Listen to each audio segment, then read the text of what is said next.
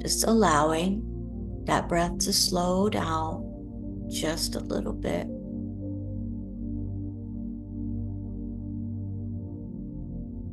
You could feel the breath get a little bit deeper, and then check your posture. Maybe take a little tension out of that neck. Allow your eyes to close. Allow yourself to enjoy this breath. Feel your jaw relax, your shoulders soften. Visualize it. Allow yourself to come into this body and release a few layers of insanity that we've gotten so accustomed to we think it's normal. Relax the jaw and breathe. Thanks for coming by. Welcome to Zenful Conversations. We're here in this community, this wonderful, amazing community every single day, and we're in our 6th year. So kudos to us. The Book of Awakening by Mark Nepo is our book, our message, our practice this year.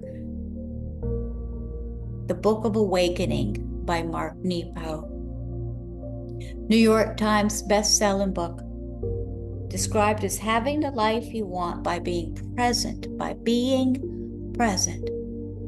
to the life you have. And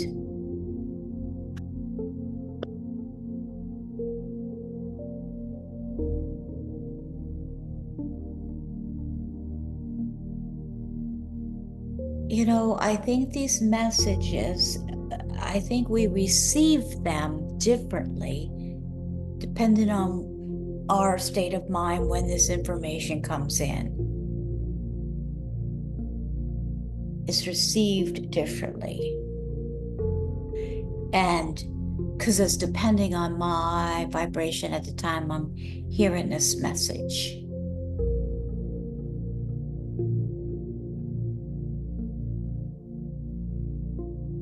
That's why generally I don't come on just to read it whenever I have a 15-minute window.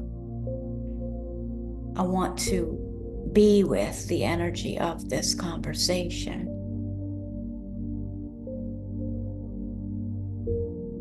And we get to choose that. We have some control over that.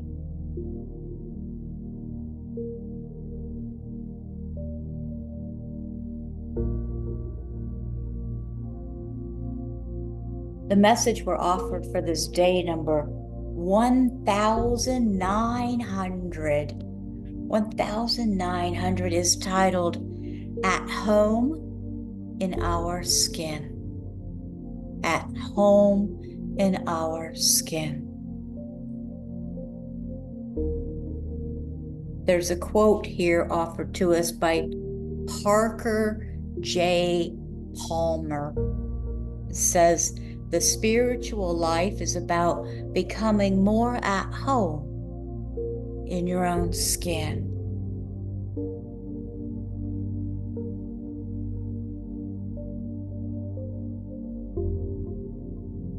Anything that removes what grows between our hearts and the day is spiritual. It might be the look of a loved one stirring their coffee as the morning light surprises their groggy eyes.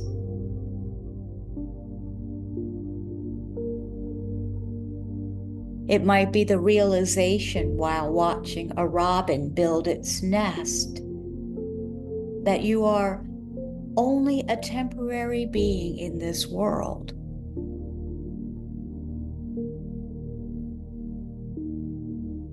It might be a fall on the ice that reminds you of the humility of your limitations.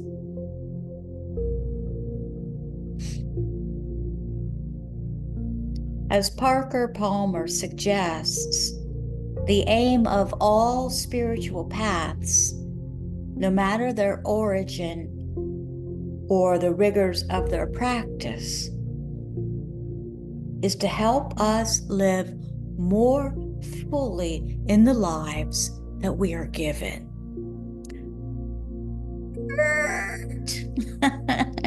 Let's back up. Let's hear that again.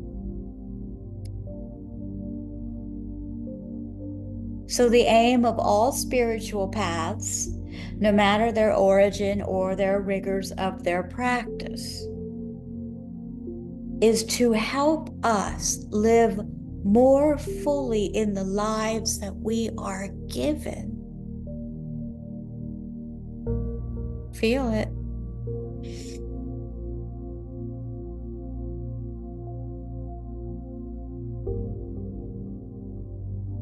In this way, whatever comes from a moment's grace that joins us to our lives and to each other, this is spiritual.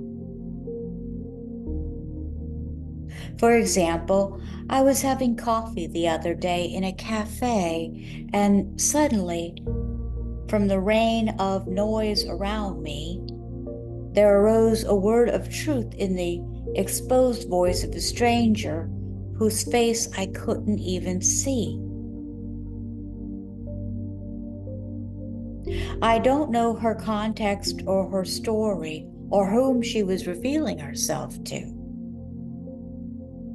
I didn't even turn around to see her face, because in that moment, there was a perfect beauty in our staying anonymous.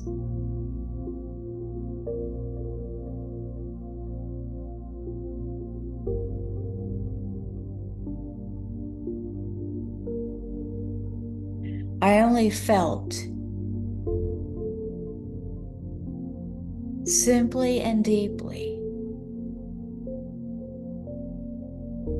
that without her even ever knowing,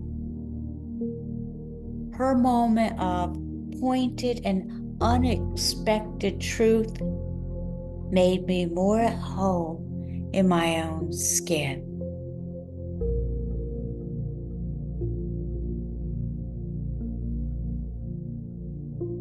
The life of spirit is everywhere, in dust waiting for light, in music waiting to be heard, in the sensations of the day waiting to be felt.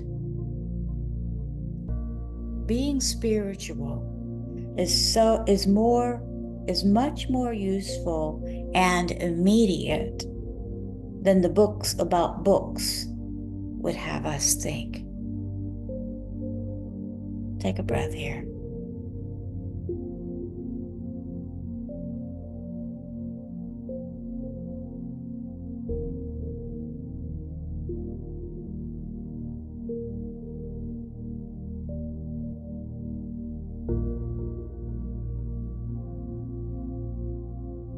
Think about that.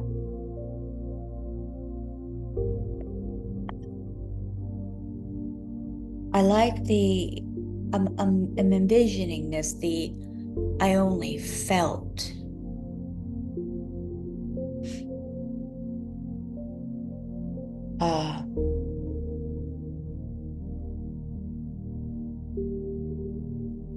I like being able to see. I notice this because when I do the Zoom conversations, if there's a technical issue from time to time, I can't see everybody. I can hear them, they can see me, everything's rolling along fine, but I lose sight for whatever technical complication there might be. And this has only happened a couple times, but I can't see them. And I lose my distance, I lose my sense. It's challenging for me. And it makes me think how challenging it must be if you cannot see on a regular day-to-day basis. But so when he talked about this felt, he only felt it. I think you get real good at feeling. So maybe, I don't know, play with our senses for a minute today. At some point, just play with your sense of sight and your sense of hearing and our sense of feeling. Made me realize during a writing course that I was taking, it asks you to describe, in order for you to relay a story to somebody, you really need to give them details to know the experience. And you want to know how it felt. So it's how does the air feel on your skin? Not just what it looked like, tasted like, sounded like. How did it feel? Feeling this life, letting life touch us, is really why we're here. The meditation that we're offered today is to center yourself. So take a couple breaths to center ourselves.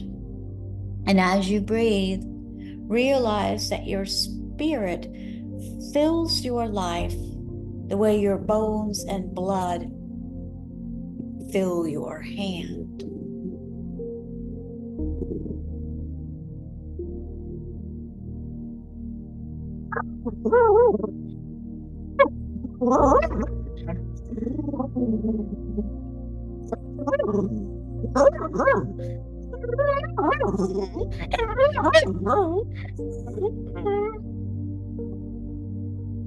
Do that again. This is the voice on a dog.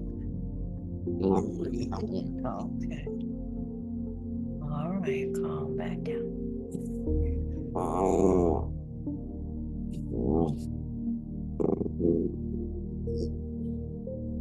As you breathe, realize that your spirit fills your life the way your bones and blood fill your hand. And as you breathe, realize that your life fits the world the way your warm and living hand fits a glove.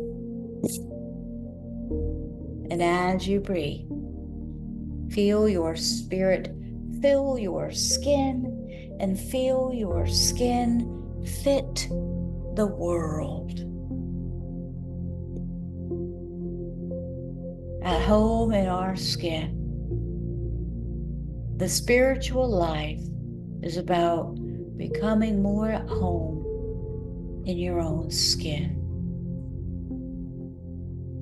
What's interesting about that is a lot of times at these workshops for women, that is something that comes up, is just starting to feel comfortable in my own skin. So it's a practice. I think the more we practice, the quicker maybe. Is to rewire these brains. It has to be consistent practice. Thanks for being here to practice. In deep and honest gratitude. Namaste. Namaste.